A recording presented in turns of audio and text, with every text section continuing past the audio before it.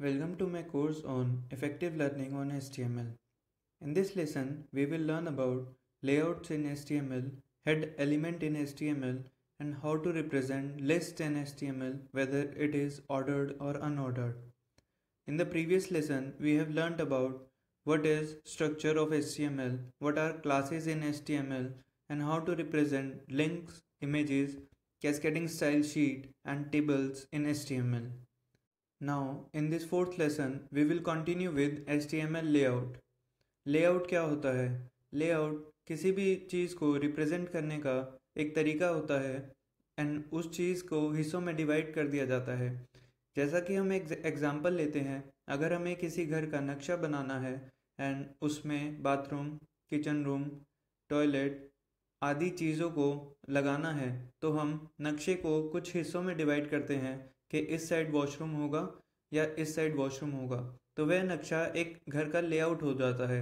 इसी तरीके से HTML5 वर्जन ने एक लेआउट निकाला जिसके ज़रिए प्रोग्राम या कोड करना इजी हो गया एंड उस लेआउट को HTML5 ने 6 हिस्सों में डिवाइड कर दिया।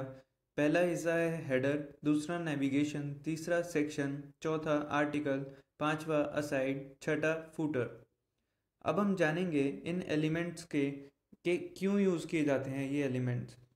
हेडर, फर्स्ट एलिमेंट, ये हेडर डॉक्यूमेंट डिफाइन करने के लिए काम आता है। अगर हमें किसी डॉक्यूमेंट का हेडर प्रोवाइड करना है तो हम हेडर एलिमेंट के अंदर लिखेंगे। NAV stands for navigation. अगर हमें कोई नेविगेशन लिंक्स प्रोवाइड करने हैं हमारे HTML पेज में तो हम NAV टैग के बीच में लिखेंगे।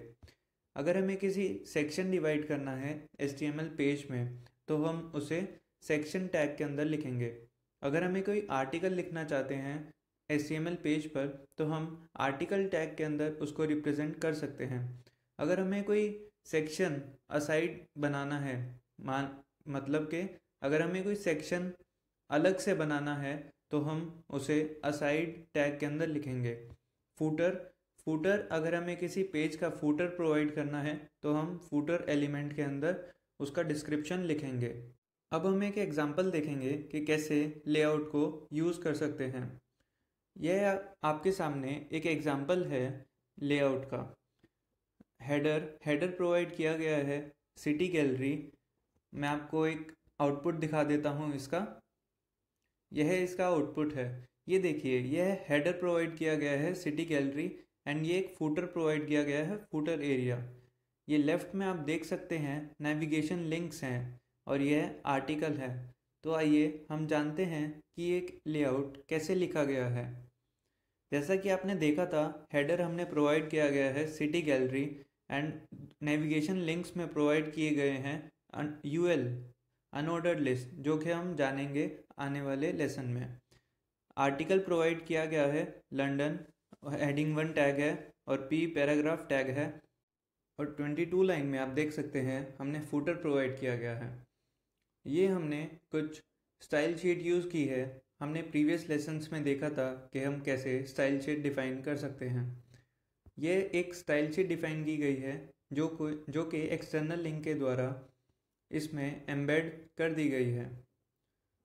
तो देखिए, हेडर एंड फूटर पे हमने ये प्रॉपर्टीज़ लगाई हैं, नेविगेशन पर ये प्रॉपर्टीज़ लगाई हैं, नेविगेशन के बाद जो UL आएगा उस पर ये प्रॉपर्टीज़ लगाई हैं, आर्टिकल पर ये प्रॉपर्टीज़ लगाई गई हैं एंड डिव एक कंटेनर बनाया हमने क्लास जिस पर ये प्रॉपर्टीज़ लगाई गई हैं।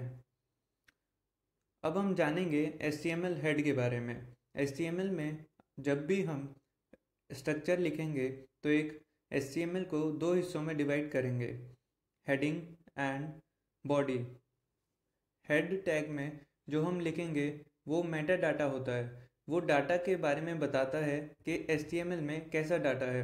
उसके अंदर हम वेरियस चीज़ें लिख सकते हैं, जैसे कि टाइटल, स्टाइल मतलब कि cascading style sheet, link, Meta, script and base. अब हम जानेंगे कि हम इसको कैसे लिखते हैं। ये कुछ बातें हैं HTML हेड के बारे में। टाइटल डिफाइन करता है ब्राउज़र टैब में क्या टाइटल डिस्प्ले होगा। स्टाइल डिफाइन करता है cascading style sheet for the page. Link define करता है एक्सटर्नल CSS अगर हमने कोई यूज़ की है तो।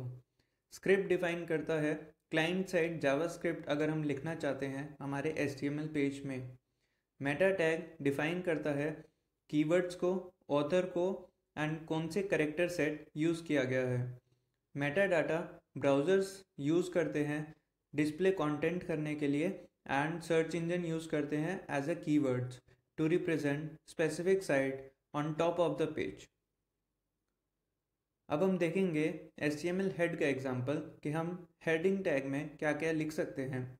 ये एक हेड टैग है, उसके अंदर हमने टाइटल लिखा है, ये उसकी स्टाइल शीट है, ये एक और स्टाइल टैग यूज़ किया गया है, मेटा कैरेक्टर सेट यूज़ किया गया है, Meta name description, keywords, HTTP equivalent refresh, name viewport, name author. अब हम जानेंगे कि नेम व्यूपोर्ट का मतलब क्या है।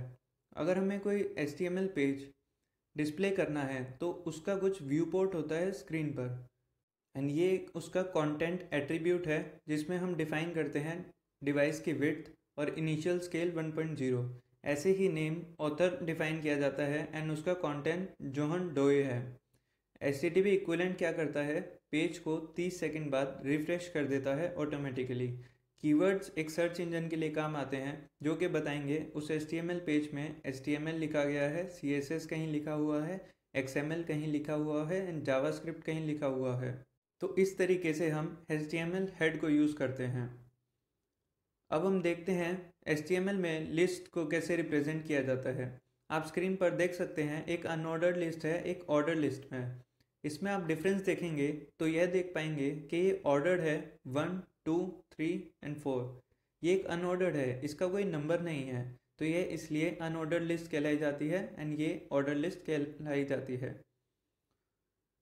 अब हम जानेंगे HTML में अगर हमें अनऑर्डर्ड लिस्ट बनाना है तो उसकी वैल्यूज़ क्या क्या हो सकती है एंड कैसे हम उसको डिफ़ाइन कर सकते हैं। लिस्ट टाइप प्रॉपर्टी अगर हम डिफ़ाइन करते हैं डिस्क, तो हम देखेंगे कि डिस्क से लिस्ट शुरू हो रही है। अगर हम सर्कल डिफाइन करते हैं तो सर्कल देखेंगे कि सर्कल से लिस्ट शुरू हो रही है। स्क्वायर डिफाइन करते हैं तो हम देखेंगे कि स्क्वायर से लिस्ट शुरू हो रही है।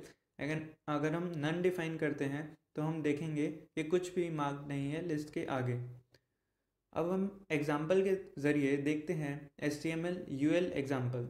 UL stand for unordered list. आप स्क्रीन पर देख सकते हैं लेफ़्ट साइड में कोड लिखा गया है एंड राइट साइड में उसका आउटपुट लिखा गया है। अब हम देखते हैं कि कैसे इसको रिप्रेजेंट किया जाता है। अब हमने 3rd से लेके 7th लाइन तक list style type disc define किया गया है। तो आप देख सकते हैं स्क्रीन पर यहाँ पर डिस्क डिस्प्ले किया गया है। अब आप देखिए 8th से 12th लाइन के बीच में style list style type circle define किया गया है। तो आप स्क्रीन पर देख सकते हैं ये सर्कल की फॉर्म में लिस्ट स्टाइल दिखा रहा है। ऐसे ही आप देख सकते हैं list style type square define किया गया है एंड स्क्वायर डिफाइन कर रहा है। इसी तरीके से अगर हम नन डिफाइन कर देंगे तो उसके आगे कुछ भी डिस्प्ले नहीं होगा। तो यह था अनऑर्डर्ड लिस्ट का एग्जाम्पल। अब हम देखते हैं ऑर्डर लिस्ट क्या होता है। अगर हमें ऑर्डर लिस्ट डिफाइन करना है तो एक CSS टाइप प्रॉपर्टी होती है उसकी। अगर हम टाइप में कुछ भी लिखेंगे तो लिस्ट उसी से शुरू होगी। जैसा कि टाइप 1, अगर हम 1 लिख देते हैं तो 1, 2, 3 इत्यादि ऐसे डिस्प्ले होगा। अगर हम A लिख देते हैं तो A, B, C। अगर हम स्मॉल a लिख देते हैं तो स्मॉल a से शुरू होगा। अगर हम रोमन में लिख देते हैं तो रोमन से शुरू होगा। अगर हम लोअर केस रोमन लिख देते हैं तो लोअर केस शुरू होगा। अब हम देखते हैं HTML ऑर्डर लिस्ट का एक एग्जांपल। लेफ़्ट साइड में आप देख सकते हैं कोड लिखा गया है ऑर्डर लिस्ट का एंड राइट साइड में उसका आउटपुट लिखा गया है। आप देखिए 3rd से 7th लाइन के बीच में हमने टाइप 1 डिफाइन किया है। इसका मतलब जो लिस्ट होगी वो 1 से शुरू होगी। हमने टाइप A डिफाइन किया है तो इसका मतलब लिस्ट होगी वो A, B, C से शुरू होगी। एंड अगर हम 13th लाइन की बात करें तो हमने टाइप I मतलब लोअर केस रोमन डिफाइन किया है तो इसका मतलब लिस्ट लोअर केस रोमन से शुरू होगी। अगर हमने स्मॉल a डिफाइन किया गया है तो हम इसका समझ सकते हैं कि list small a, small b, small c continue करेगी। तो यह था ऑर्डर लिस्ट के बारे में। इस लेसन में हमने जाना कि लेआउट कैसे डिफाइन करते हैं HTML पेज का, हेड एलिमेंट कैसे यूज़ कर सकते हैं हम HTML में, और लिस्ट के बारे में जाना जो कि ordered list and unordered list है। आई होप आपको ये लेसन समझ आया होगा। अगर आपको कोई भी डाउट है तो आप कमेंट सेक्शन में कमेंट डालकर पूछ सकते हैं। आने वाले लेसन्स में हम जानेंगे कि फॉर्म्स को कैसे यूज़ करते हैं HTML में। Thank you.